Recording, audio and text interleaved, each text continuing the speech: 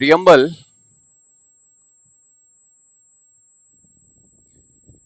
Objective resolution जो पेश किया गया जेएल नेहरू के द्वारा, इसी ऑब्जेक्टिव रेजोल्यूशंस को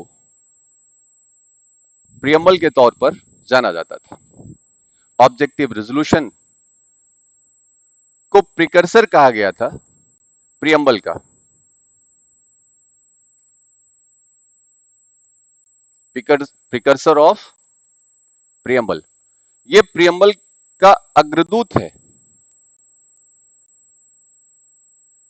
जो कि 13 दिसंबर 1946 को जेएल नेहरू के द्वारा ऑब्जेक्टिव रेजोल्यूशन पेश किया गया था। वो पार्ट बना आपका प्रियम्बल का। पूरा प्रियम्बल पूरे कॉन्स्टिट्यूशन का सबसे लास्ट पार्ट था जो इसे तैयार किया गया, यानी जो लास्ट डिबेट चली थी प्रियम्बल पर चली थी और लास्ट में इसे अडॉप्ट किया गया था। प्रियम्बल के दौरान कॉन्स्टिट्यूएंट असेंबली में कई अमेंडमेंट्स प्रपोज किए गए, लेकिन एक भी अमेंडमेंट्स जो है वो एक्सेप्ट नहीं किया गया। कुछ लोग कहते थे गांधी जी का नाम आना चाहिए, गॉड्स का नाम आना चाहिए, आपके प्रियम्बल में डिनाई कर दिया गया। कुछ लोग फ्री एजुकेशन को लेके आना चाह रहे थे, फ्री मिलिट्री ट्रेनिंग्स को लेके आना चाह रहे थे, ऐसा प्रपोजल था प्रियम्बल में, लेकिन कुछ लोगों ने विड्रॉ कर लिया और कुछ लोग जो है का प्रपोजल पास नहीं हो पाया। तो इनिशियली ट्राई किया गया कि प्रियम्बल जो है वो अमेंड किया जाए, लेकिन एक भी रेजोल्यूशन जो है वो पास ना हो पाया। तो सबसे बाद में प्रियम्बल आपकी फ्रेम हुई है, एडॉप्ट हुई है और सबसे पहले आई है। पूरे क्वेश्चन में पहली जो लाइन है वो स्टार्ट होती है क्वेश्चन की, कहां से? We the people of India, यानी पूरे कॉन्स्टिट्यूशन में फ्रेम हो गया पूरा कॉन्स्टिट्यूशन, तो सबसे बाद में आया। और कॉन्स्टिट्यूशन स्टार्ट कहां से होता है आपका? प्रियम्बल से स्टार्ट होता है। कहां से स्टार्ट होता है? प्रियम्बल से। प्रियम्बल को पॉलिटिकल हारोस्कोप कहा जाता है। क्या कहते हैं इसको? किसका? Political horoscope.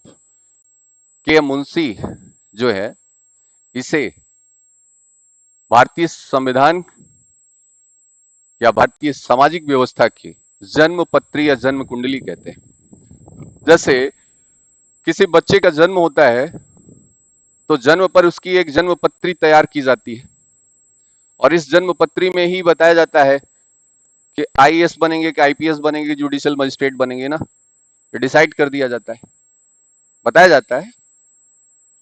अब आगे बन के क्या बनते हैं वो जन्म पत्री नहीं डिसाइड करती है, लेकिन एक प्रोस्पेक्टिव चीजें बता दी जाती हैं। वैसे ही इस प्रियम्बल के द्वारा आपके इंडिया का स्वरूप क्या होगा, इंडिया का ऑब्जेक्टिव क्या होगा, इसका फ्यूचर क्या होगा, यह डिसाइड होता है। और इसीलिए इसको उन्होंने पॉलिटिकल हारोस्कोप कहा। इन फ्यूचर जो नेसेंट इंडिया आपका पैदा हुआ है, नया संविधान आया है, उसका फ्यूचर क्या होगा, यह बात डिसाइड करता है आपका संविधान की प्रियम्बल। इसी से पता चलेगा कि इस संविधान आगे चल करके किस तरीके से भारत को बदलने वाला है और किस तरीके का और किस स्वरूप का भारत आपका तैयार होगा। पूरे प्रियम्बल से तीन चीजें पता चलती हैं आपके यहां। पहली चीज, पहला पार्ट जो है वो कौन सा है? डिक्लेरेटरी पार्ट है आपका। यहां पे एक डिक्लेरेशन है पूरे प्रियम्बल में। और दूसरा जो प्रियम्बल का पार्ट है वो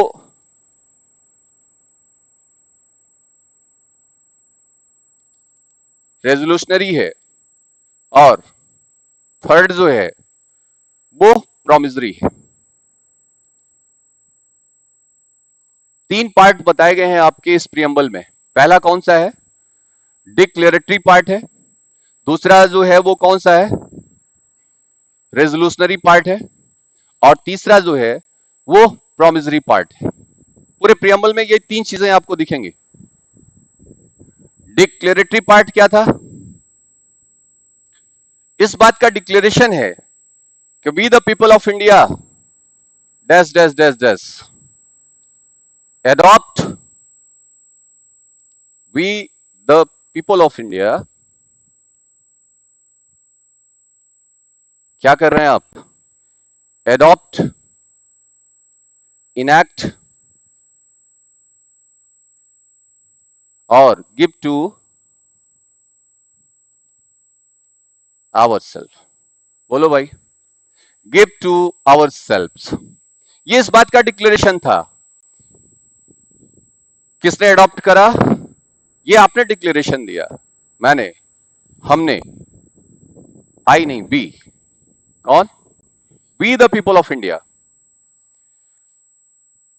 adopted, enacted and give to our self. इस बात का डिक्लेरेशन था कि हम भारत के लोगों ने भारत के संविधान को क्या किया है? एडॉप्ट किया है, इनैक्ट किया है और गिव टू आवर सेल्फ, अपने आप को आत्मार्पित किया है। ऑन द डेट ऑफ 26 नवंबर 1949, 26 नवंबर 1949 को हमने क्या किया है? अंगीकृत किया है, अधिनियमित किया है, आत्मार्पित किया है। और यह डिक्लेरेशन किसका है? We the people of India का। किसका डिक्लेरेशन है? We the people of India का। दूसरा रिजोल्यूशनरी पार्ट है। दूसरा क्या है? रिजोल्यूशनरी पार्ट है। यह रिजोल्यूशन किस बात का है? किस बात का रिजोल्यूशन आप दे रहे हैं यहां पे? We the people of India having solemnly resolved, हमने क्या किया है? इससे रिजॉल्व किया है। ये पार्ट क्या हो गया आपका? आपका रेजोल्यूशन है। किसका? वी द पीपल का। किस बात को रिजॉल्व किया है और कैसे किया है? मजाक में नहीं, सोलेमली। कैसे? सोलेमली रिजॉल्व किया है कि हमारी इंडिया कैसी होनी चाहिए। जब आपका संविधान पैदा हुआ था 1950 को, 26 ऑफ जनवरी 1950 को, तो यहां पे तीन चीजें थी। क्या? Having solemnly resolved to secure India into sovereign, कैसा? And SDR. तीन ही वर्ड्स थे आपके यहां। यानी आपने कैसे रिजॉल्व किया है? किस बात का रेजोल्यूशन था? कि इंडिया का जो नेचर होगा, जो फॉर्म होगी, वो कैसी होगी? सॉवरेन होगी। कैसी होगी? And Republic. यही तीन वर्ड्स थे। और पूरे प्रियम्बल में एक ही बार अभी तक अमेंडमेंट हो पाया है, और 42nd कॉन्स्टिट्यूशनल अमेंडमेंट के द्वारा 1976 में इसमें दो वर्ड्स इस लाइन में जोड़ दिए गए। कौन कौन से? Socialist and secular. तो अब आपके यहां क्या हो गया है? Yes yes yes D R. क्या हो गया है? यानी इनिशियली आपका जो रेजोल्यूशन था वो आपकी कंट्री कैसी हो? सॉवरेन हो, डेमोक्रेटिक हो, रिपब्लिक हो। आज की डेट में क्या है? ये सॉवरेन है, सोशलिस्ट है, सेकुलर है, डेमोक्रेटिक है एंड रिपब्लिक। तो ये आपका रेजोल्यूशनरी पार्ट था जो 1950 में बता रहा था यस डी आर। और ये लास्ट 2 ईयर में ये क्वेश्चन आपके यूपीएससी में पूछा गया था कि when the constitution was enforced 26 of January 1950, तो इंडिया कैसी थी आपकी? तो वहां पे सिर्फ 3 वर्ड्स थे। कुछ लोगों ने ध्यान नहीं दिया तो वो 5 मारे होंगे। ठीक है? तो जिस समय संविधान आपका लागू हुआ था उस समय आपका जो इंडिया था वो क्या था? वर्ड्स नहीं थे यहां पे, ट्रू सेंस में चीजें थी, वर्ड्स नहीं था। अभी देखा जाएगा आगे सारे वर्ड्स को। और तीसरा क्या था आपका? ये प्रियम्बल से क्या पता चलता है आपको? प्रॉमिसरी। आपने प्रॉमिस करा है। किस बात का प्रॉमिस है? किस बात का प्रॉमिस किया है आपने? क्या आपकी इंडिया में क्या होगा? जस्टिस होगी। इंडिया में क्या होगा? यानी through this constitution you will provide the justice. और कौन सी जस्टिस देंगे आप?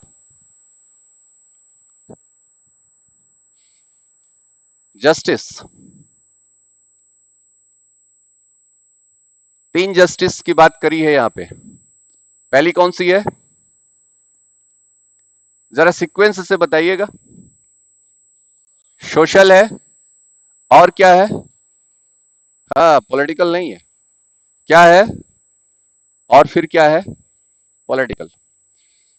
सोशल जस्टिस है, इकोनॉमिक जस्टिस है, फिर उसके बाद पॉलिटिकल जस्टिस है। And each words of the preamble,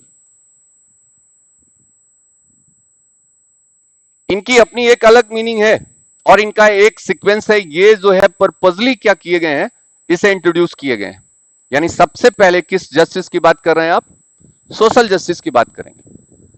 इस बात की प्रॉमिस है कि ये कॉन्स्टिट्यूशन के द्वारा इसे क्या करना है? पूरा करना है। सोशल जस्टिस और क्या? Economic justice. और यदि ये दोनों हो जाएगी तब जाकर के इसका मतलब होगा। यदि आपने इकोनॉमिक जस्टिस नहीं दिया, ये फ्रस्ट्रेट कर जाएगा, अपने आप नहीं मिल सकता है। यदि ये और ये नहीं है तो ये नहीं हो सकता है, इम्पॉसिबल। यदि यहां पे सोशल जस्टिस नहीं है और इकोनॉमिक जस्टिस नहीं है तो पॉलिटिकल जस्टिस भूल जाइए आप। तो पहले आप किस चीज को अचीव करेंगे और किसे प्रोवाइड करेंगे? आप वादा किस बात का करें हैं? सोशल जस्टिस प्रोवाइड करेगा। फिर उसके बाद, और फिर उसके बाद कितनी जस्टिस की बात करा यहां पे? 3 justice, social, economic and political justice. दूसरी प्रॉमिस क्या है? लिबर्टी। यहां पे वर्ड आया है liberty, not a freedom. Words क्या है? ठीक है, लिबर्टी अनरिस्ट्रिक्टेड है। लिबर्टी क्या है? अनरिस्ट्रिक्टेड है। हमने लिबर्टी वर्ड सिर्फ प्रियम्बल में यूज करा है और हम आर्टिकल 19 में देखते हैं तो वहां पे वर्ड फ्रीडम यूज करते हैं। क्या यूज किया है हमने? वर्ड फ्रीडम यूज किया है। इसका मतलब freedom is not absolute, freedom is always restricted. Freedom जो है वो क्या है? रिस्ट्रिक्टेड है। और आपने देखा होगा कि जितने भी आपके यहां आर्टिकल 19 में राइट्स दिए गए हैं, जितने भी फ्रीडम्स हैं वहां पे, उनके ऊपर रिस्ट्रिक्शन इंपोज करा गया है। Freedom of speech and expression subject to the reasonable restriction under the section under the article 19 clause 2। 19 clause 2 में रीजनेबल रिस्ट्रिक्शन इंपोज करा गया है उस पे। वहां पे 8 ग्राउंड्स बताए गए हैं जहां पे आपकी फ्रीडम ऑफ स्पीच को क्या किया जाएगा? कर्टेल कर दिया जाएगा। वहां पे आपको राइट नहीं है, ऐसी फ्रीडम नहीं। तो यहां पे वर्ड किसका है? लिबर्टी का है, अनरिस्ट्रिक्टेड है और ये आइडियल है। इसे अचीव करना है, इसे प्रोवाइड कराना है, लेकिन कैसे? Through the freedom. कैसे? Through the freedom. यानी कोई चीज आप एब्सोल्यूट कर देंगे, एनार्की क्रिएट करेगी सोसाइटी में। जो चीज आप एब्सोल्यूट बना दोगे वहां पे चांसेस हैं कि वो क्या कर सके? एनार्कियल हो जाए सोसाइटी आपकी। तो पहले आप क्या करें? फ्रीडम दीजिए, बाद में लिबर्टी की बात करेंगे। लेकिन आइडियल पोजीशन है ये। जो भी यहां पे पढ़ रहे हैं वो क्या है? आदर्श है। क्या है? आदर्श है, अभी देखेंगे। तो दूसरी प्रॉमिस आपकी लिबर्टी की थी, और लिबर्टी 5 है। कितनी है? 5। पहला थॉट का है। पहली लिबर्टी ही थॉट है आपकी, liberty of thoughts, but there is no thoughts, है ना? इसकी आपको लिबर्टी दी गई है, थॉट्स। और जो थॉट है ये सब्जेक्टिव है, ये आपके अंदर की बात है, उसे आप एक्सप्रेस करिए। ये भी लिबर्टी है आपकी। What ever in your mind, उसे आप एक्सप्रेस कर सकते हैं। इस बात की लिबर्टी है आपको। Thought, expression. नेक्स्ट बोलिए। Belief. Next faith and worship. 5 चीजों की जो है आपके पास क्या दिया गया है? लिबर्टी है। ये प्रोवाइड करेंगे, इस बात की प्रॉमिस करें हैं आपका संविधान। ये देगा। Thoughts, expression, belief, faith and worship. हाँ भाई, ठीक है, क्रम सही है?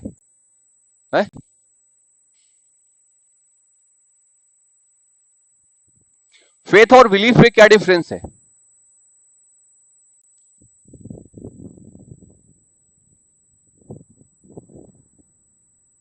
आगे डिस्कस करेंगे, अभी बताने के मूड में नहीं आप लोग हैं। फेथ एंड वर्शिप में क्या डिफरेंस है?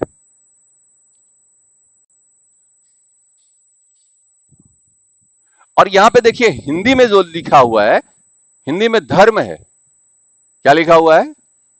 विचार, अभिव्यक्ति, विश्वास, धर्म और उपासना। और धर्म आप रिलीजन से जोड़ते हैं, और यहां पे धर्म क्या है? फेथ है।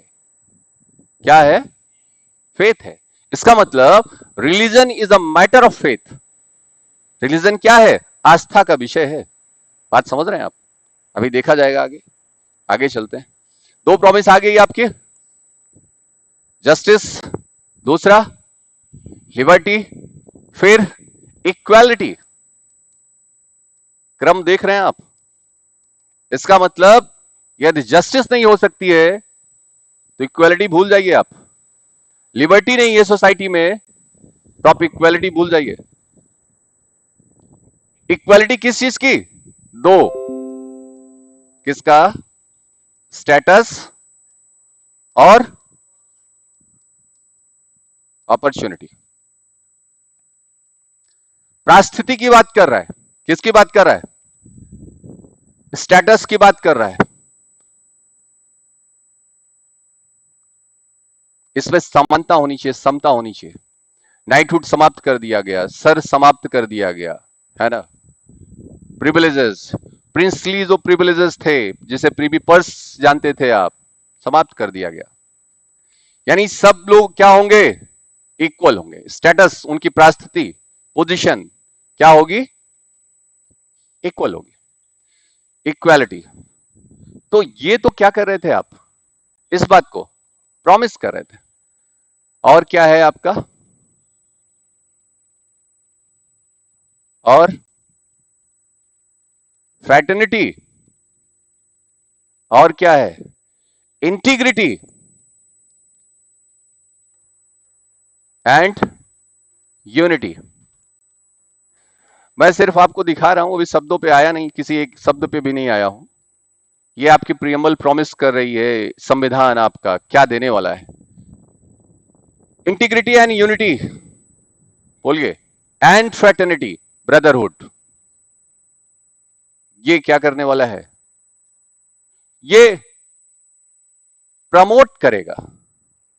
वर्ड लिखा हुआ है, ब्रदरहुड को प्रमोट किया जाता है, सिक्योर नहीं किया जा रहा है। क्या किया जा रहा है? यानी जो भाईचारा है, जो सॉलिड है सोसाइटी में, उसे आप क्या करेंगे? प्रमोट करेंगे। जस्टिस, लिबर्टी और इक्वालिटी देंगे आप, और इसे क्या करेंगे आप? प्रमोट करेंगे। Fraternity, integrity and unity. बोलिए, एंड द डिग्निटी। क्या है यहां पे? डिग्निटी।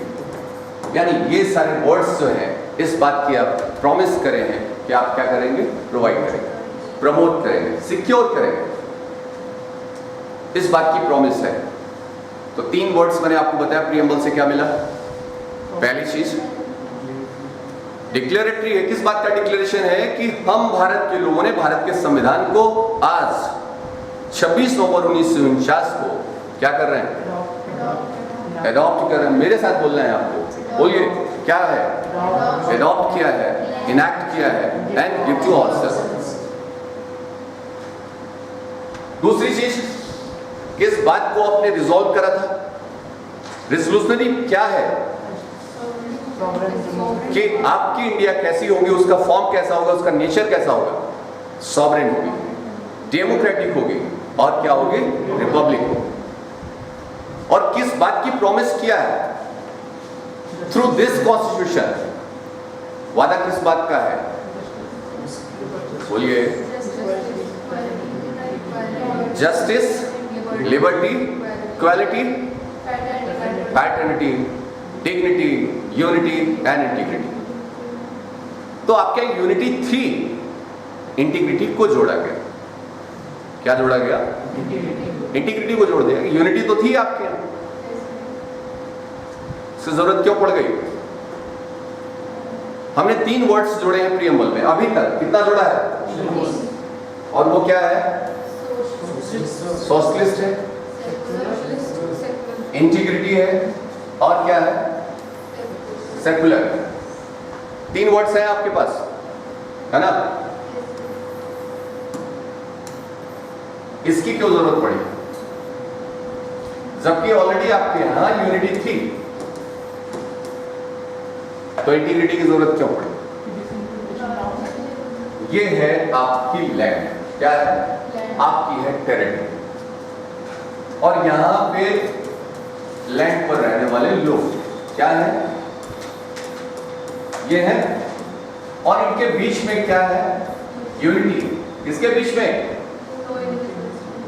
इन लोगों के बीच में। यहां के लोगों के बीच में क्या है? यूनिटी। इस बात को आप क्या करेंगे? प्रमोट करेंगे। इनके बीच में। इसी को लॉ में सॉलिडरिटी कहा जाता है। क्या कहा जाता है? सॉलिडरिटी। ये ड्यूगेट का कॉन्सेप्ट था।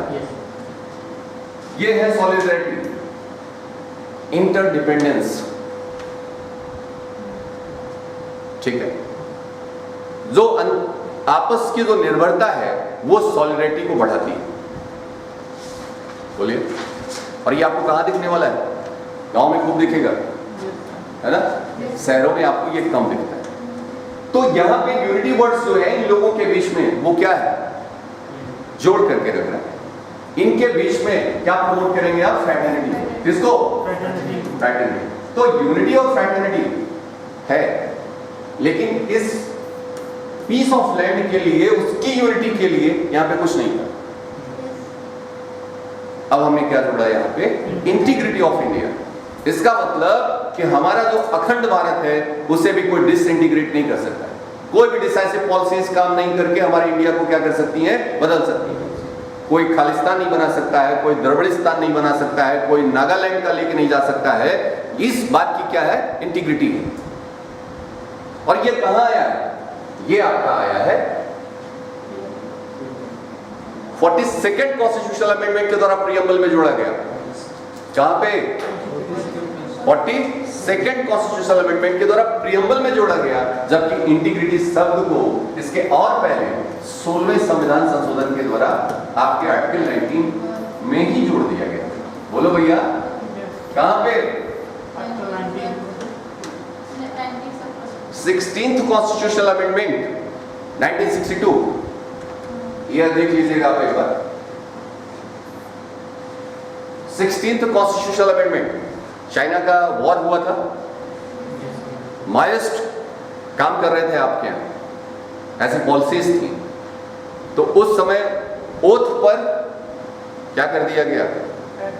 ऐड कर दिया कि जो हाई कोर्ट और सुप्रीम कोर्ट के जजेस जो हैं, जब वो ओथ लेंगे तो unity and integrity of India का लेंगे। किसका लेंगे? यानी जो हमारे मिनिस्टर्स होंगे वो इस बात की क्या लेंगे? ओथ लेंगे, शपथ लेने वाले हैं। किस बात की? इंटीग्रिटी की। यानी इसके अगेंस्ट कोई बात नहीं करेंगे। बोलिए। इंडिया को डिसइंटीग्रेट करने के लिए कोई ऐसी बात नहीं करेंगे, इस बात की ओथ लिए हैं वो। और यहां पे आर्टिकल 19(2) में जोड़ा गया क्या? कि आप ऐसी कोई बात नहीं बोल सकते हैं जिससे यूनिटी, इंटीग्रिटी क्या हो? फ्रस्ट्रेट करे। मेरी बात आप समझ पाए? तो ये जो ग्राउंड्स जोड़ा गया आर्टिकल 19(2) में इंटीग्रिटी का, ये कब जोड़ा गया?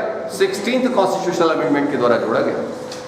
यानी you don't have right to speak any words which is against the integrity of the India. आप ऐसी कोई बात नहीं बोल सकते हैं जो कि इंडिया को डिसइंटीग्रेट करे। यानी आपकी ऐसी बात को क्या किया जा सकता है? रोका जा सकता है। मेरा सिर्फ कहने का मतलब इतना था, ये समझ में आ गया। इंटीग्रिटी वर्ड्स 19(2) में जोड़ा गया 16th कॉन्स्टिट्यूशनल अमेंडमेंट के द्वारा। ये पहले भी आ गया और 42वें संविधान के द्वारा इससे और प्रकट कर दिया गया। आपके प्रीएम्बल में ला करके क्या बना दिया गया? आपकी प्रॉमिस बना दी गई। ठीक है ना? आप ऐसी कोई बात नहीं करेंगे। क्लियर हुआ? आगे चलेंगे एक वर्ड्स देखेंगे तो आप ध्यान दीजिएगा इसका। तो ये तीन चीजें पता चल गई आपके प्रियम्बल से, तीनों वर्ड्स आपके क्लियर हुए। एक मिनट में यदि कंक्लूड करूं इसे तो पहला आपने क्या बताया, डिक्लेरेटरी है, दूसरा ये क्या है, रेजोल्यूशनरी है, और तीसरा क्या है, ये प्रॉमिसरी है। ठीक है ना? डिक्लेरेटरी में वी द पीपल किस बात का डिक्लेरेशन, ये क्या कर रहा है, इनैक्ट करा है, क्या करा है, एडॉप्ट करा है, बोलो भाई, और क्या करा है, गिव टू आवर्स। चलो यहाँ पे डेट ऑफ इनैक्टमेंट कब है, 26 नवंबर 1949, और डेट ऑफ इन्फोर्समेंट क्या है, इन्फोर्समेंट और इनैक्टमेंट में, इन्फोर्समेंट कंफ्यूजन नहीं होना चाहिए, date of enactment and date of enforcement, date of commencement ये कहां पे है, ये कमेंसमेंट कहां है, इन्फोर्समेंट 26 जनवरी 1950, और ये बात कहां लिखी गई है, आर्टिकल 394 में, कहां पे 394 में लिखा हुआ। और इस डेट को 1949 में कितने आर्टिकल्स आ गए थे आपके यहाँ, 16 आर्टिकल। उसी दिन 16 आर्टिकल ऐसे थे जो कि क्या हो गए थे, लग गए थे। बाकी 395 से माइनस कर दीजिए, -16, ये इन्फोर्स हो गया आपका, किस डेट पे आ गया, 26 जनवरी 1950। और ये बात कहां लिखी गई है, कहां पे, 394, कमेंसमेंट ऑफ द कॉन्स्टिट्यूशन की बात करता है।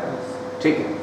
दूसरा, ये रेजोल्यूशनरी है, किस बात को आपने सोलेमनली रिजॉल्व करा है, कैसा होगा, सॉवरेन, कैसा होगा, डेमोक्रेटिक, कैसा होगा, रिपब्लिक। और फिर प्रॉमिस पे जगह नहीं बच पा रही। प्रॉमिस किस बात की है आपकी, बोलो भैया, जस्टिस कितना, 3, और लिबर्टी कितनी, 5, और इक्वालिटी कितनी, 2।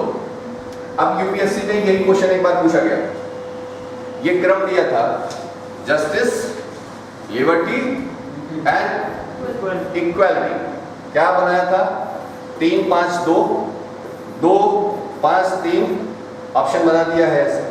बन जाएगा भाई साहब, क्वेश्चन हो जाएगा कि नहीं हो जाएगा आपका, हो जाएगा। याद होगा तभी होगा, अदरवाइज याद नहीं होगा तो नहीं कर सकते आप। यदि आपके दिमाग में आ रहा है कि लिबर्टी 4 है मेरे माइंड में, तो यहाँ पे ये पकड़ ही नहीं पाएंगे आप, ये क्या है, 5 कौन है, ये याद होना चाहिए आप, कितना होना चाहिए, यानी 352 है, 352, 3 जस्टिस। और इनका क्रम कौन सा है, सोशल, इकोनॉमिक, पॉलिटिकल। इनका क्या है, थॉट है, एक्सप्रेशन है, बिलीफ है, फेथ है एंड वर्शिप। इसका क्या है, स्टेटस है, और क्या है, अपॉर्चुनिटी। ठीक है ना? इस बात की प्रॉमिस है। और क्या है यहाँ पे, डिग्निटी, और क्या है, यूनिटी, और क्या है, इंटीग्रिटी, और क्या है, फ्रेटर्निटी। इस बात की आपने क्या करा है, प्रॉमिस करा है। ये बातें क्लियर हो गई यहां तक, ये पता चला आपके प्रियम्बल से। ठीक है, आगे प्रियम्बल से पास्ट की बात पता चल रही है, प्रेजेंट की बात पता चल रही है, और फ्यूचर की बात पता चल रही है। क्या बोलो यार, पास्ट, प्रेजेंट और फ्यूचर तीनों के बारे में बात कर रहा है।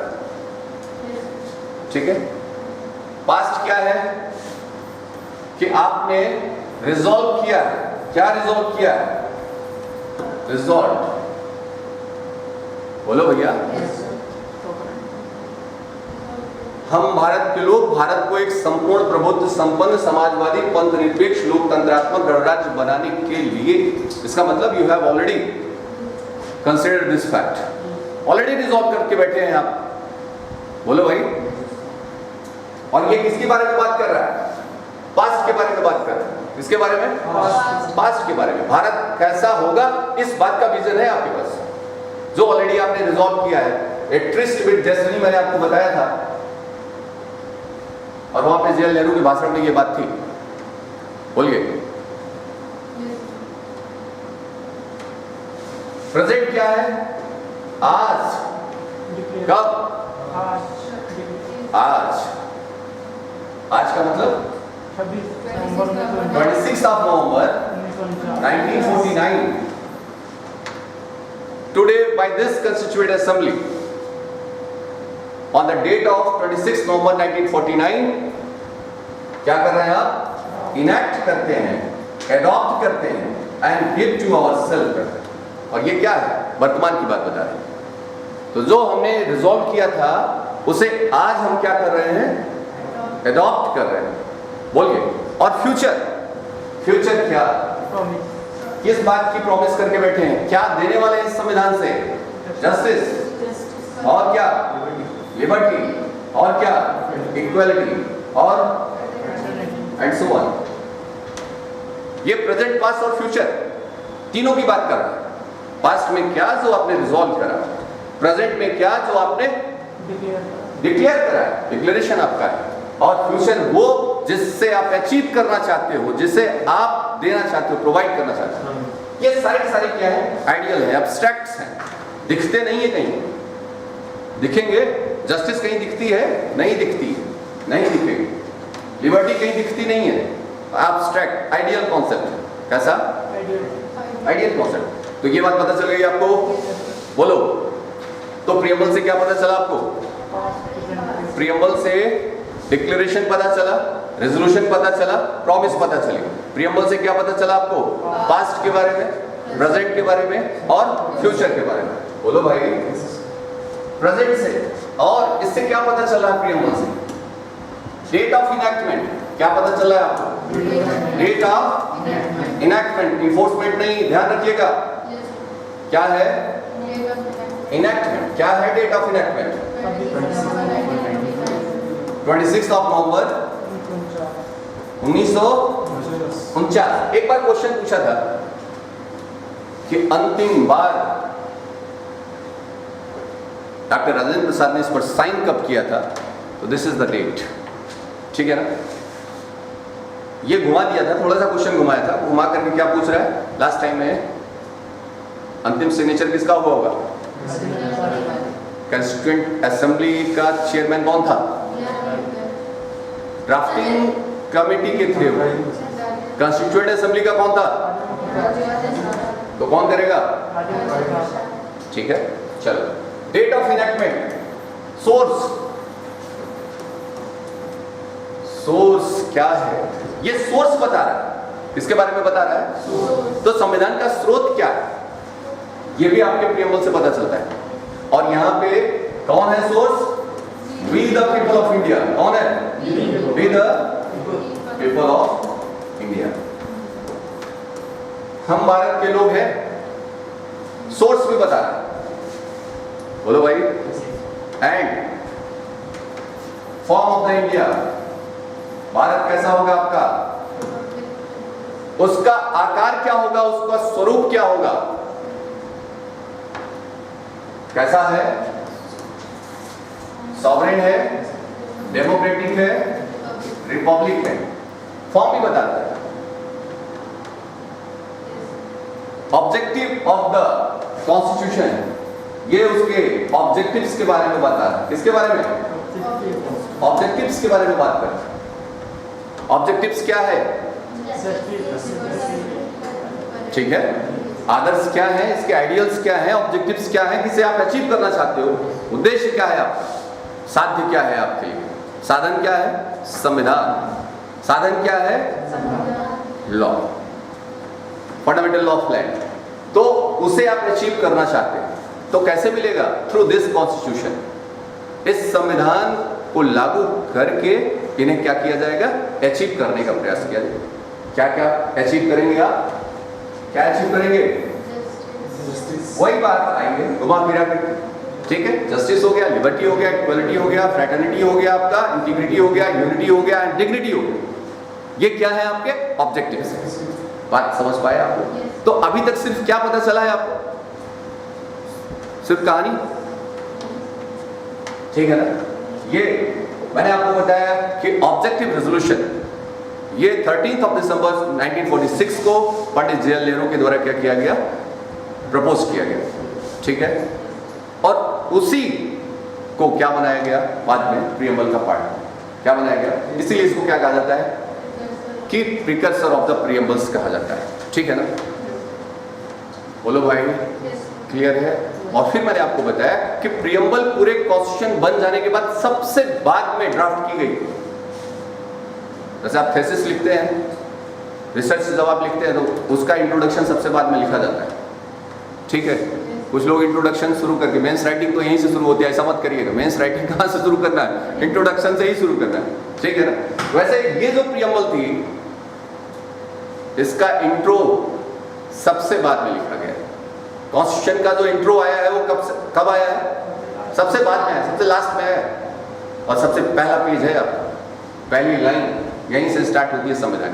तो फिर ये क्वेश्चन हुआ कि बाकी जो कॉन्स्टिट्यूशन बना था, whether it is a part of constitution और नॉट, ये कॉन्स्टिट्यूशन का पार्ट है या नहीं, इसमें अमेंडमेंट किया जा सकता है कि नहीं, ये सोर्स ऑफ पावर है कि नहीं, क्या ये एक्सप्रेस प्रोविजन को ओवरराइड कर सकता है या नहीं। Lot of questions. ठीक है, ये आ गए सामने। पहला क्वेश्चन क्या था? Whether the preamble is a part of constitution और नॉट। ठीक है, तो आप ये बताइए, पार्ट है कि नहीं है? ये पार्ट ऑफ द कॉन्स्टिट्यूशन है। बोलो यार। इनिशियली जब पहली बार सुप्रीम कोर्ट ने इसे डिसाइड किया तो बताया कि preamble is not a part of constitution. क्या है? नहीं है, ये डिसाइड कर दिया। किस केस में बताया गया? किस केस में? आवास। ये है बेरुबारी केस। कौन सी? बेरुबारी। याद है पूरा केस बेटा? बेरुबारी केस, इन री बेरुबारी 1960 की केस थी। कब की है? 1960। हाँ, यहाँ पढ़ लो, जाकर के रख देना। ठीक है, इन री। मैंने आपको बताया था इन री का मतलब रेफरेंस होता है, इन रेफरेंस। और इन रेफरेंस का मतलब क्या है कि प्रेसिडेंट ने उसे रेफर करा था किसके पास? Supreme Court of India under article 143। कहां पे? 143 में इसे क्या करा है? रेफर करा है। बोलो भाई। तो इन री बेरुबारी के केस में ये बता दिया गया कि preamble is not a part of constitution.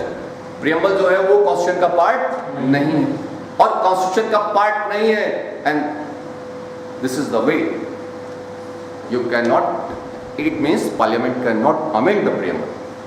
Part है ही नहीं तो उसका क्या नहीं कर सकती है? अमेंडमेंट कर नहीं सकती, संविधान का भाग है ही नहीं। बोलो भाई, क्योंकि 368 में तो क्या बताएंगे? जो कॉन्स्टिट्यूशन के पार्ट है उसे अमेंड करेगा अपने कॉन्स्टिट्यूशनल पावर को यूज करते, और ये संविधान का भाग है ही नहीं। तो ये बात बेरुबारी के केस में बता दिया गया। बोलिए, समझ में आई बात? लेकिन केशवानंद भारती बहुत इंपॉर्टेंट केस है, बहुत ही लैंडमार्क केस है ना? केशवानंद भारती, अभी कुछ ही समय पहले ये मरे हैं। Kesavananda Bharati versus Union of India भी है, कहीं पे स्टेट ऑफ केरला भी मिलता है, नॉर्थ कोरिया का। ठीक है ना? इसमें बता दिया गया कि preamble is a part of.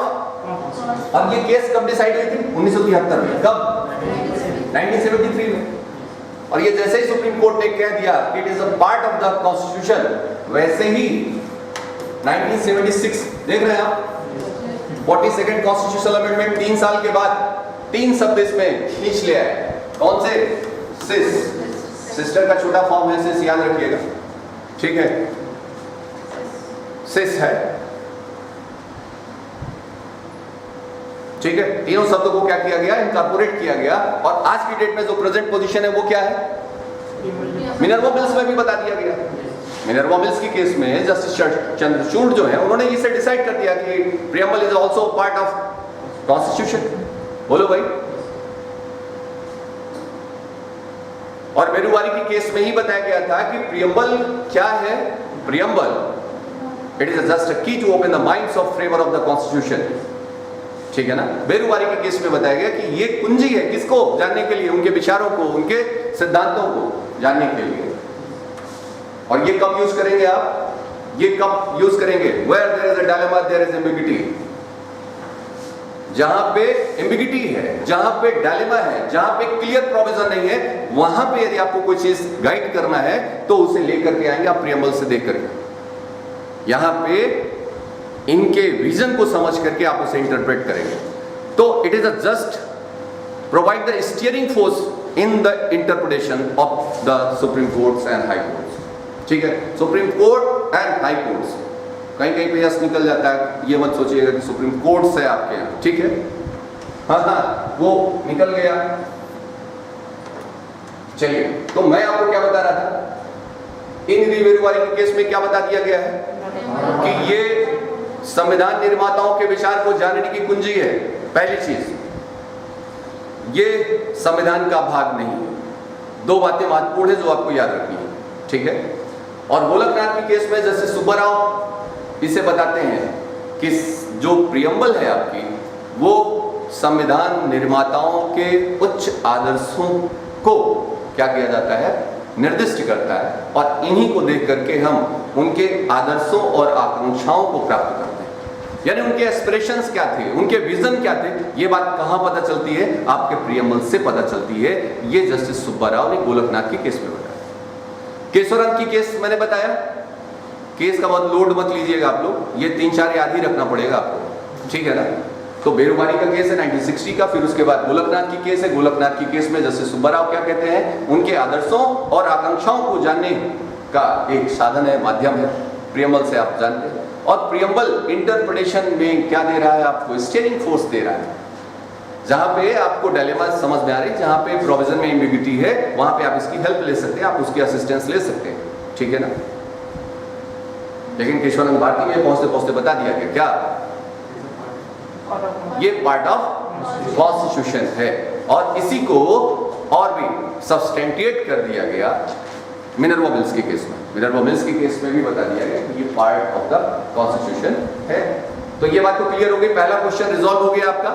पहला क्वेश्चन क्या था कि ये जो है whether it is a part of the constitution और नॉट, तो आंसर क्या है आपका, it is a part of, present position क्या है, पार्ट ऑफ कॉन्स्टिट्यूशन है। ठीक है, अब ये कोई बताएगा और नहीं मानेगा तो फिर केस दिखाइए।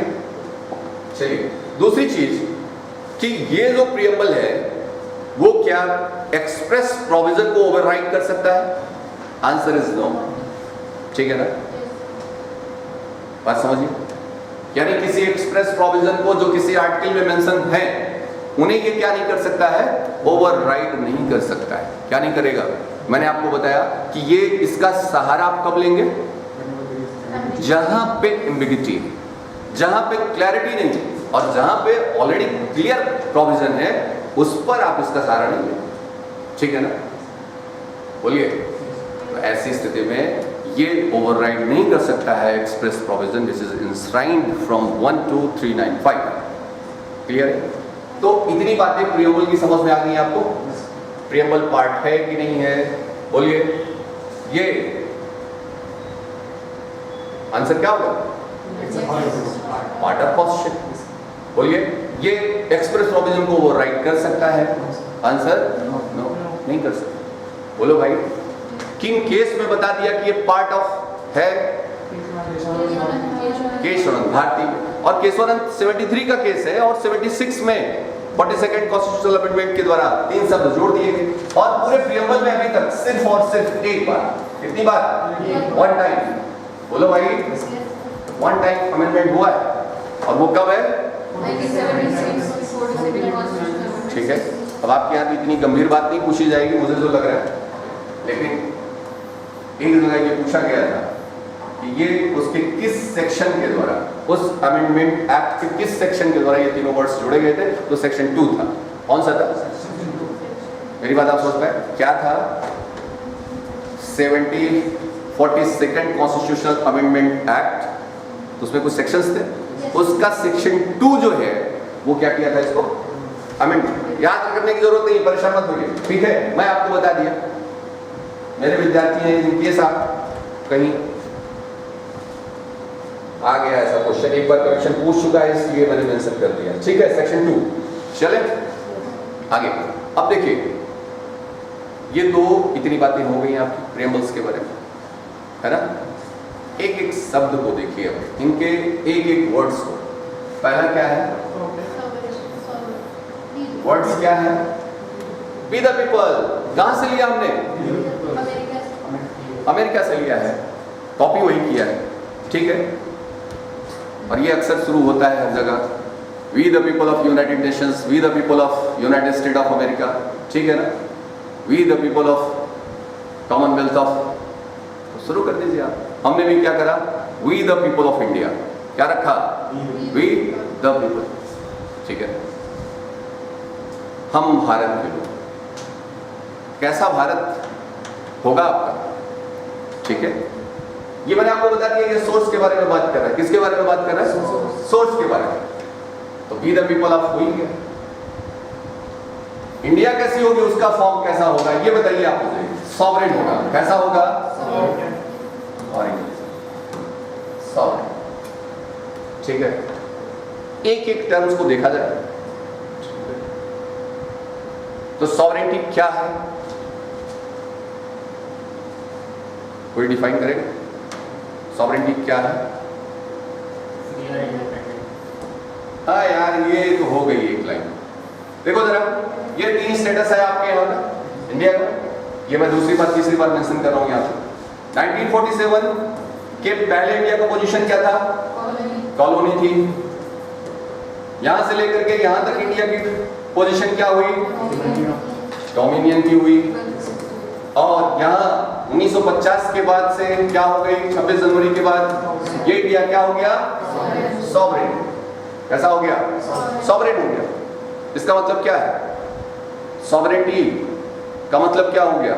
ये इंडिपेंडेंट हो गया अपने स्फीयर में, internally as well as externally.